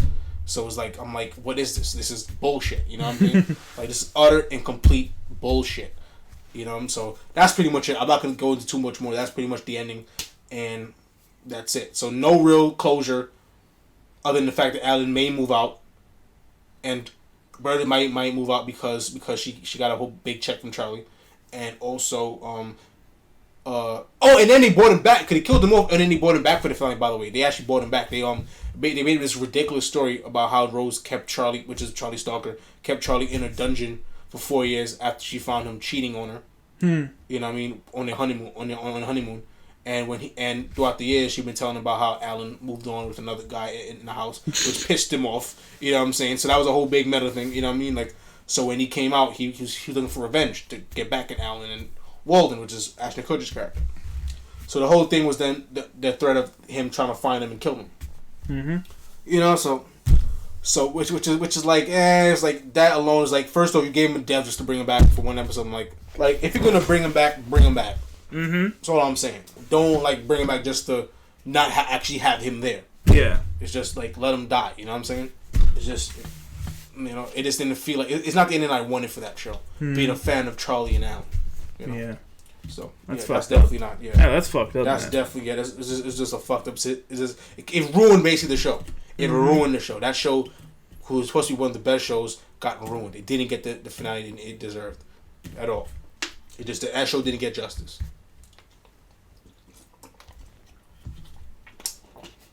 But enough of that though. I'm going to another bad finale before you get into your others. I'll say Smallville. And not to say that, like, the best part of the series finale of Smallville was the last scene, Mm-hmm. Him in the future with Lois Lane. I'm sure you saw that. Yeah. You know what I mean? And he's in the iconic Superman theme, which I was dying for him to have, which I'm glad he had him do that. And you finally saw him as Superman. He took off the glasses and you see the shirt. I'm like, yes! That's what I wanted, because I was a fan of that show. I watched that show from season 5 back in elementary school to season 10, and then within that time, I rewatched the first 4 seasons. So by the time I seen that, I've pretty much been watching the show for years. So, you know what I mean? They built him up wearing a suit so much just to not have him actually wear the fucking suit. Mm-hmm. Like, and I read up on that. Basically, Tom Welling, the original ending was supposed to be Clark dresses up as Superman in the last hour of the 2-hour finale, and he saves a plane with Lois, and he fights Darkseid. That would have been an awesome finale. Yeah. But they didn't give us that. No! What did they do, Nick? Cause you seen it. Yeah, I'm pretty sure he just like goes through Darkseid. It really wasn't much of a... He flies through Darkseid. Yeah, he finally flies for once, for Christ's sake. He finally flies after seeing a whole bunch of images of like a recap of like all his saves for the last 10 years. And then he flies through Darkseid, which that was a cool moment in itself. But they fly through Darkseid and that's it, really. Yeah. Build up the villain for the whole season as the biggest villain yet that they've ever had. Mm-hmm. Just the one fly through and he's done? Are you kidding me? I know. It's fucked up, man. And he killed off Lex Luthor, which makes no sense because Lex Luthor is his biggest villain. Just to have him go through a series of like, basically go like a series of like cloning and stuff like that to finally Darkseid gave him a new heart and he was able to finally and he finally became a clone of his original self, and then to have his memory taken away, which I'm like, whatever, man. It's like, I get like the new beginning thing because he had a lot of tragedy, so it was good for him to get a clean slate. Fine, cool, whatever. But I just like the whole thing with him just dying for years, like whatever, man. It's not my thing. But that whole end speech was good. I like the closure between him and Lois. You know what I mean? Like 7 years later, their careers are so busy. Him as a superhero, Lois Lane is one of the world's greatest reporters, keeping them from like getting married. That was sweet. That was cute, and he had the music, and you know what I mean. It was a good ending. But everything before that was just, I thought at least have the one fucking scene with him as in full suited up. 10 years, man, we deserve it. 10 years we fucking deserve to have, because after season 5, the only way you can end is him actually becoming Superman. And I thought he still actually did not become Superman because we did not see him literally as Superman. No. You know what I'm saying? I want to see him full head to toe shot, hair all permed up with the S curl, cape flowing up, the emblem on his chest, him like this, flying off. That's what I wanted to see. Smile in front of a camera, at least, for Christ's sake. You know what I'm saying? Like something. Give us something. Reverse time. If I fly on the earth, give me some shit. You know what I'm saying? Like, yeah. And he did it. It's so unsatisfied. That had me obsessing over. Like, I was obsessing over that show's ending for years because I was so dissatisfied. I was so let down. And he built up the finale, and then the season wasn't even that great in the first place. Like. The last season was just boring, you know what I'm saying? You know what I mean? They juggled a bunch of different storylines, and then they rushed the finale. A bunch of things happened, you know what I'm saying? A whole bunch of stuff was crammed into that 2-hour finale. That just was like, I'm like, dude, y'all could have fleshed this out like episodes ago. You know what I mean? And, you know, and it's just completely unsatisfying. It's an unsatisfying feeling. You know what I'm saying? The ending itself was a good end scene. I thought it was a great ending, but just everything that came before that was just no bueno. Yeah, it wasn't a good episode. Yeah, it was just not, overall wasn't a good episode. Had some good moments, but not a good episode. But a great ending, though. A great end scene. You know what I'm saying? And the whole thing about Chloe reading her son, the Smallville book, that was cool. Smallville was just a story about a young Clark Kent. You know what I mean? I'm like, okay, cool. You know what I mean? But some characters got a good closure. You know what I mean? Like Oliver, you know what I mean? Chloe got married, he got a kid now. Years in the future. Jimmy's cousin is now the Jimmy Olsen we know from the comics, which is whatever. Fine, that was a weird choice. Just have Jimmy's being Jimmy, whatever. Sorry, I'm slamming. Stop slamming, please. Stop doing that. You're doing that a lot. And so pretty much all the main storylines I think was wrapped up pretty neat. It's just that the content wasn't there. It wasn't a big finale I hoped for. You know what I'm saying? No. You built him up being Superman. You hinted at his destiny for 10 years. What he's supposed to be, who he's supposed to be, and we didn't really see that. You know what I'm saying? Like some people say it's not about him being Superman, it's about him, the feeling of him being in the Superman suit. But I'm like, fuck that. We deserve at least one glory shot of him in a full suit. You know what I mean? Exactly. But it's too good for Tom Welling. It's too good for him. He didn't want to do it. You know what I'm saying? Very simple. I seen this. It all sound like excuses. I have no problem with the man. I think he's a great actor. He seems like a cool dude. But overall, man, I just felt that he just didn't want to do it. You know what I'm saying? Because he didn't want to dress up. That's it. He didn't want to be typecast. He don't be dressed up. He probably felt like he would look like a dork in spandex. But that's the thing, like, he says, like, he doesn't want to be typecast, but, like, bitch, you're on a superhero show for 10 years. People only knows who's really Clark Kent is Superman. So they call you Superman anyways. Yeah. So you might as well wear the suit. You know what I'm saying? Mm-hmm. If you look great in the suit, they might have gave you Man of Steel. Who knows? You know what I'm saying? Like, you know, like... I mean, it's not out the realm of possibility. Because to me, I thought he was the best on-screen Superman, in my opinion. Even though he never wore the suit. I thought he was the best one. I thought he had the size. I thought he had the attitude. I thought he had the real... farm Boy Scout kind of thing, you know what I mean? But he could still, and he could switch off. He could be the bumbly reporter and the heroic, stoic Superman. You know what I'm saying? Who believed in good. He was. I genuinely believed him as a good person. And John Snyder, Jonathan Kent was fucking awesome. Annette O'Toole was good as Martha Kent. Michael Rosenbaum was the bomb as Lex Luthor. Yeah, I think he's the best Lex Luthor. Yeah, in my opinion, just like how Erica Durance is the best Lois Lane, and I like Chloe's character. Yeah, she was dope too. Oliver Queen was decent. Like he pretty much is how he's supposed to be. Sarcastic, you know what I mean, like comic relief a little bit. We could kick ass. Had some good scenes. Justin Hartley did his thing. You know, like so. I think the cast was great. It was a well-made cast. But he had some weird choices with like Brainiac and Doomsday. That was like, okay. It kind of went off like what their stories are really supposed to be, but fine. Yeah. I like Terrence Stamp voicing Jor-El. You know, I mean, it's a lot of good things that that went into the show. Just that it just like the ending was just like the ending was good, but just the ending, the overall last episode just wasn't. And the season just wasn't like they could have done a much better job. In my opinion. You know, they could have. Yeah, they really could have. Now, I'm just going to give you the one that pissed me off the most. Just get out of the way, because the things they did on this show were just so. I think you'll feel the anger, even though you've never seen the show and will never even give a shit about it. There was once upon a time, there was a show called Star Trek Enterprise. Right. It came out in the early 2000s, and the first season came out, and it was horrible. Everyone's like, oh my god, this is a horrible series. Second season, a little bit better, but then I watched the third and fourth seasons, and I'm like, wow, they really turned themselves around. Season 3 had this epic story arc about survival, evil, and like the fucking time travel bullshit. Shit got crazy, and it was cool. And then season 4 had a lot of really great two-parter episodes. Like, it was just really well done. Like, it was just so satisfying seeing this show do this complete 180 and redefine what it was and actually put out really good content. Like, it was like those once-in-a-lifetime shows that start off so low and get so good, but then the last episode happened and just ruined everything. It's worse than what you're thinking. Really? Yes. Because it's not that this is just a bad ending. It's that this finale isn't even an episode of its own show in a way.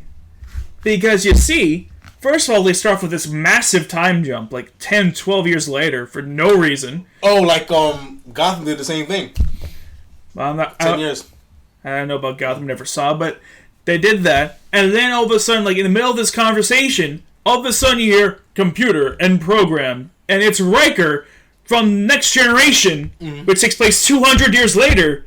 He's playing a recording of what should have been the finale, but now he's the main character, and he's just watching it. I'm like, why are you there? Why? This whole episode, the series finale, is like just a normal everyday episode of Next Generation. And what's even worse, because that alone is enough to piss off so many people, but what's even worse is that later in the episode, like I think like maybe halfway, maybe like 2/3 something, he's just sitting there, like his girlfriend Deanna Troi just kind of walks in and she's like, oh, okay, you're doing this thing. And he's like, yeah, I'm doing this thing. Like, and he says, oh, there's that main character guy over there. Yeah, it's a shame that he's not going to come back from this trip. They legit spoiled a main character death before it happened. Wow. before it even... Have you ever heard of something that's stupid? No. That's crazy. Before it even happened. And then when it does happen, it's like, well, his great sacrifice isn't all that impactful now because we knew what was happening. It was just thrown out there. Like, it wasn't even saying that. She didn't even say that dramatically. It wasn't even a big deal. She just kind of like, she said that super casually. It sounds like everything just went wrong with that. It did. Everything did. And then the worst part, because like the whole thing about the series is supposed to show how the Federation got formed, the very first spaceships that the humans had, and the whole thing was supposed to end where it should have ended, where with Captain Archer giving his speech at the ceremony that created the Federation, this supposedly famous speech that captains for hundreds of years will quote and will take inspiration from, and we never hear it because during his thing, his dialogue is all muffled, and we're just listening to Deanna and Riker just talking about shit. Fuck you. Wow. Have you ever heard of anything that's stupid? It sounds like everything is went wrong with that finale. Everything that you wanted, it took a big dump on that shit. Yeah, it did. Because the worst part is we have glimpses of all these things that would make a great finale. We have return of the great like supporting characters that were. Here's, like, they showed up one last time. We got to see the thing we wanted to see, the Federation being formed. We even got the setup for Captain Archer's stupid fucking speech. They dangle it in front of our faces, and they're like, no, but we have these old characters from this other show that do not belong in this show because they are 200 years in the future, and this is all just a holographic recreation of something we'll never get to see. Oh, kind of like the Twilight ending, where it's like they had this whole huge like massive fight, like fight to the death. People just get killed off, main characters, just for all it to be a fucking basically imitation, like a rendering of what could happen if you get into that fight. So that fight that was so big that took like 5 minutes to fucking to show us with a whole bunch of big triumphant deaths. And niggas dying all over. It didn't even happen. It didn't even happen. Hey, at least that's only 5 minutes. I had to sit through 45 minutes of this. It's like it didn't even happen. It's like, what's the point? It's like, I know. There's no real consequences. It's just like, it's pointless. Those kind of psych outs are like so stupid. Because it's like, this is the ending. Yeah. Shit's supposed to stick. Shit's supposed to hit the fan. Real consequences are supposed to set in. And what you doing? You're just Yes, you're maintaining status quo, and you're giving us a vision of what would be a better story. Also, another thing, because this actually has nothing to do with... Because the last episode has absolutely nothing to do with the whole setup of the series itself. Really? Because the series sets up in a very weird way, where it continues this plotline that was technically from Voyager of all shows, where they kind of established that they're like in the 30th century there'll be this temporal Cold War where all these factions send agents back in time to do shit. And that itself plays into a lot of things. It plays into the whole entire series, how each season ended before it always did that, with history getting fucked over. Like in season 2, the Earth got a giant laser and a whole bunch of people died. In season 3, it ends with aliens taking in charge of Nazi Germany, and the Nazis are invading Brooklyn. In season 4, none of that shit. They don't get any crazy time travel stuff at all. Even, like, I know Archer's like, I don't want to deal with this time travel shit anymore, but come on, how many captains have said that just for more time travel shit to happen? Right. Am I right? Right. It all had nothing to do with anything. It was just a complete waste of time. They dangled all we wanted, and just I'm just too flustered to talk. Fuck it. Fuck this ending. Fuck the producers. The ending gets 2 tampons in the trash. This is like 10 tampons of diarrhea over all of them. with some blood. Yeah. It was a very bloody day. Variety pack, but yet straight in the trash. Don't forget to use condoms. They're there too. They're used simultaneously. Man. Don't ask why. Oh man. Well, yeah. Oh, but this show is very recent. It didn't fully end because the finale is still going to come out next week. But Supernatural. they had its penultimate episode, which is said to be its season finale to the final season because it wraps up the whole storyline of like the whole what this whole season was supposed to be about them defeating God, who's basically been toying with their lives through a series of books called Supernatural. So they kind of get meta. So he's a guy who writes these stories and these stories come to life, and he's putting them through. He's a writer putting his characters through a hell. You know what I'm saying? And the characters are like, "Fuck that! I want free will. Screw that! You know what I mean? Like, leave us alone. We don't want to do this. We don't want to go through this circle with you again and again. I'm done." You know what I mean? And that pissed him off. So now he got spiteful and he started ending other worlds because he created like a multiverse. So he's getting rid of the other worlds just so he could focus in on the main world. You know what I mean? So that's been like the whole lift of this whole season. And the season could be something really special because who could say that they're facing literally God? You know what I mean? The creator of everything. Yeah, you know what I'm saying? That's not a common occurrence. It's not common. So you give us 20 episodes, which were one of your shorter seasons, and like 12 to 13, maybe even 14 to 15 episodes is all filler. Just but one-off procedural episodes where they're facing like monsters. Like we already seen 14 other seasons of this shit. 14 other seasons of them doing it. You know what I mean? It's like for the final season, you're wrapping up an institution was what they call it. You know what I'm saying? I mean, that's not give this more of the same small ass fucking procedural episode that does nothing for the main story. He's facing God. We want to see that shit. There's so much stories to unpack. I mean, there's so much things he can do. There's so much other classic plays up there that's involved in this shit. I mean, you got to be kidding me. They have so much storylines just out there. So what they did for this penultimate episode I just watched last week, they just shuffled like 5 different storylines, which could have been awesome episodes if it was spread apart and allowed to fester and allowed to manifest, you know what I mean, into full episodes to really, really impact the journey that these boys have been on. You know what I mean? And relishing these moments instead of just saying, no, I'm just going to quickly give you a bunch of cameos of people that you want to see more of, and I'm just going to throw them in just to kill them off real quick. You know what I'm saying? I'm just going to throw them in, and I'm going to throw these 5 different storylines, going to wrap them up within seconds just to get to an ending, which is a good ending for God. You know what I mean? Like it makes sense. Like they basically rendered him, the Nephilim Jack, basically the whole plan was to weaponize him to become a big cosmic bomb to destroy God in the darkness. You know what I'm saying? But instead, he ended up getting destroyed in the empty, and that turned him into a power vacuum. You know what I'm saying? And he started sucking power. So once God started releasing powers by killing his son and Michael and Lucifer killing each other, hurting each other, that pretty much he absorbed all that power, you know what I mean? And when God was beating up Sam and Dean with his fist, that was to ways of power too, which made him an unstoppable, you know what I mean, like force, because he was soaking in all that power. And within that, he sucked all of God's power, and he became the new God, which pretty much everybody saw coming, him becoming the new God. But God becoming powerless and having to be forced to be one of the characters that he created, you know what I'm saying? You know what I mean? He's becoming one of the creatures. Yeah, it's ironic. He's now the almighty, omnipotent God has now become, omnipotent, omniscient God has become one of these pathetic little humans that he so forgot about and he so created, yeah, and toyed with. So now he has to see it from the other end of the stick. You know what I mean? What it's like to be manipulated and to live like a human, having to die. All the good and bad that comes with being human. No, that's fine. Which makes a lot of sense. You know what I'm saying? Which is very poetic in a way. That's actually a good ending to a good story. You know what I mean? But that was the only good thing about that. We saw the whole ending coming. You know what I'm saying? And it was like that, and it's a fitting ending.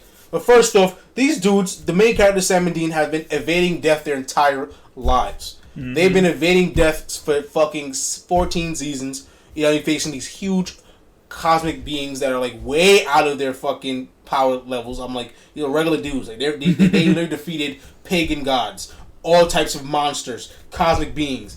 I'm like, you know what I mean? And they always escape death. They die, they always come back. You know, obviously nothing was ever final with them. So the only way to end a series like that is to make it final. You know what I'm saying? So for them to, and I guess it's still another episode, so we're gonna see what happens. There's still one more episode. It's so happy. It's like. It makes no sense. And on top of that, the idea of God becoming human makes sense though, but it also doesn't make sense in terms of like a logical level. If God is power, so how can you confine to the human body if he is power? If you're gonna drain his power, you're just killing him. You know what I'm saying? It's like what are the physics of that? You know what I'm saying?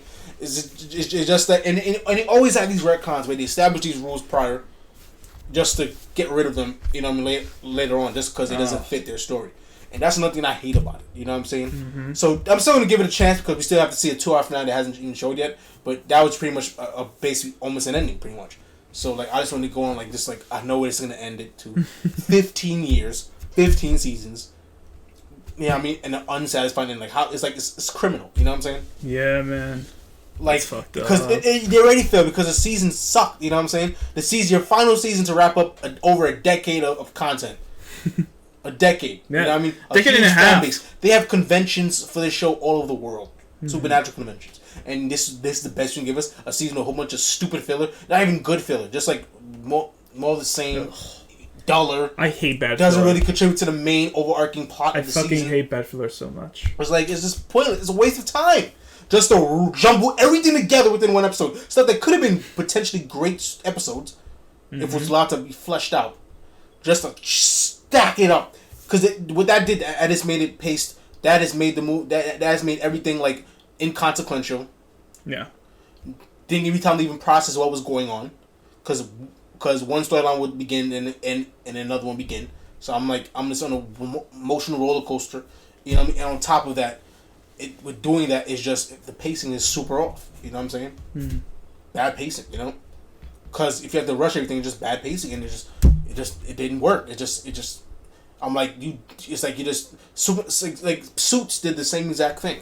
The whole season was a lot shorter. So what they gave us a whole bunch of episodes that's related to them solving cases that didn't matter, because I'm like, for a show like Suits, the whole series was them doing that. So you'll think you'll wrap up their emotional, you know what I mean? Yeah.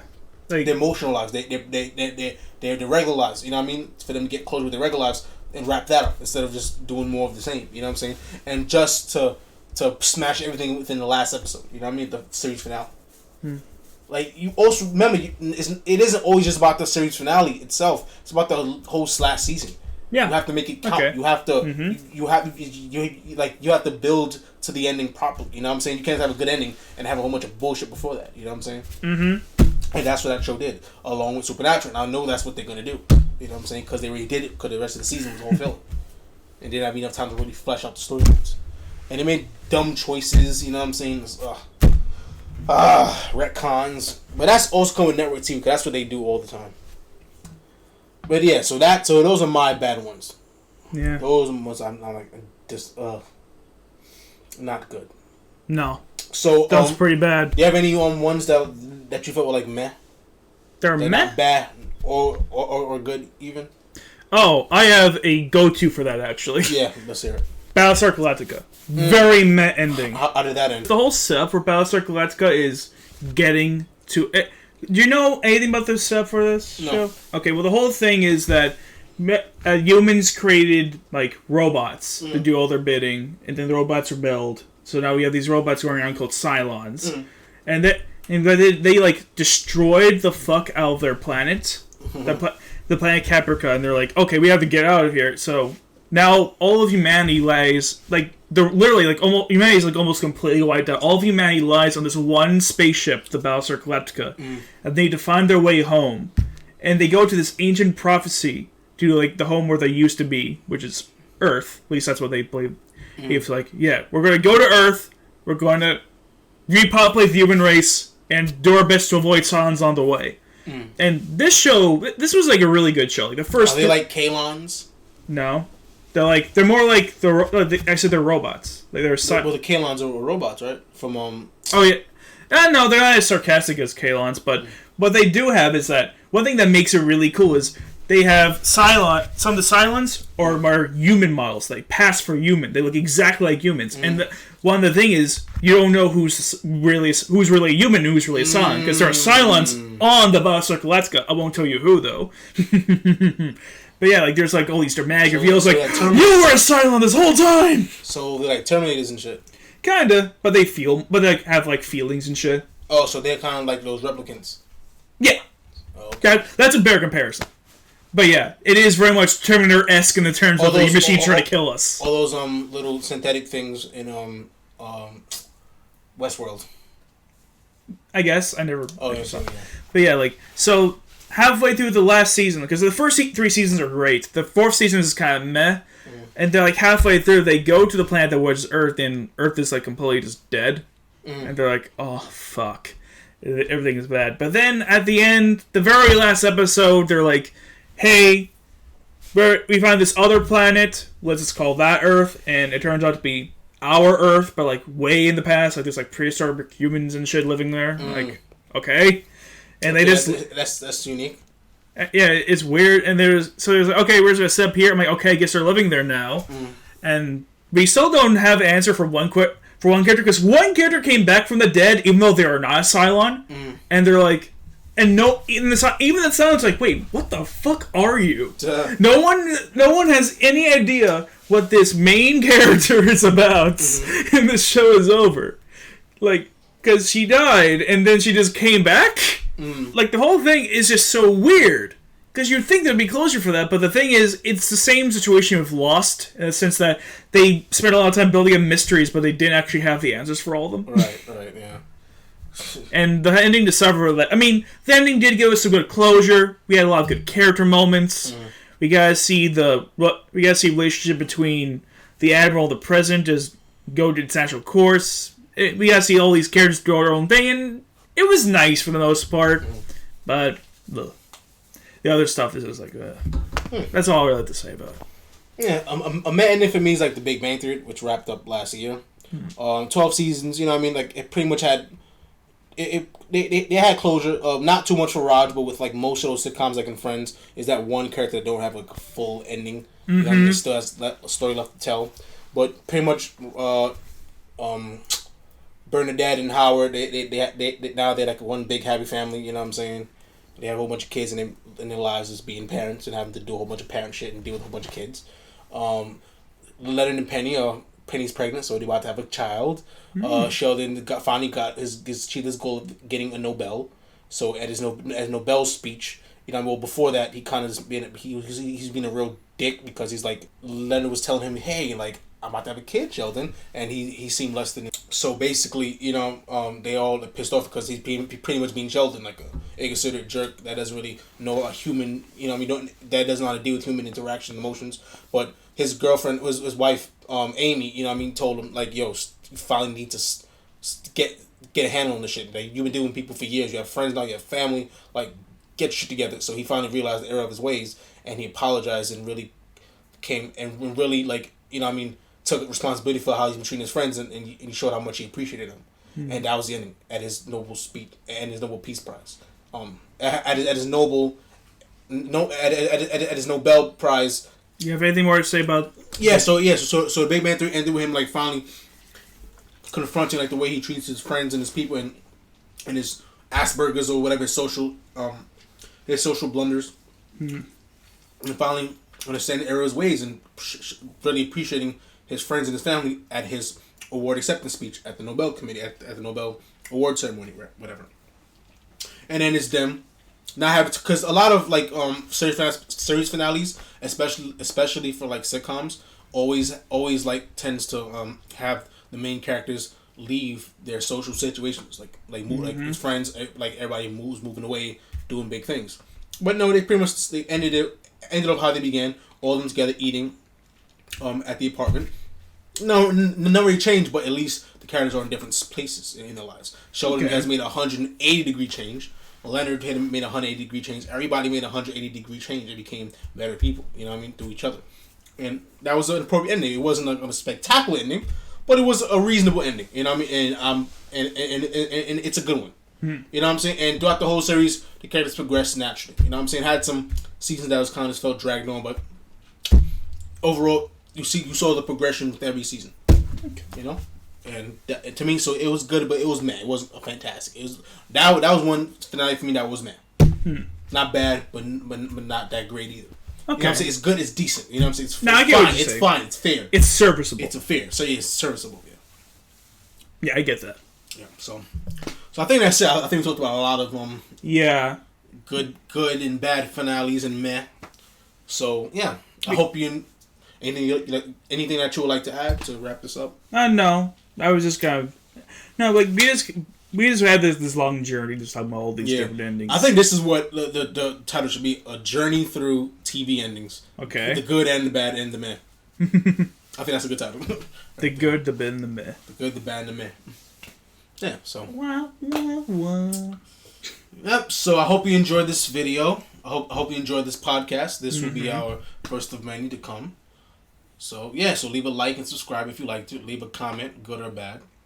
It still helps us get more views. So. Yeah. And yeah. So just thanks for watching. Peace. Forget me shot. Ha! Jeez, I don't look like that. Whoa. Yeah. Yeah.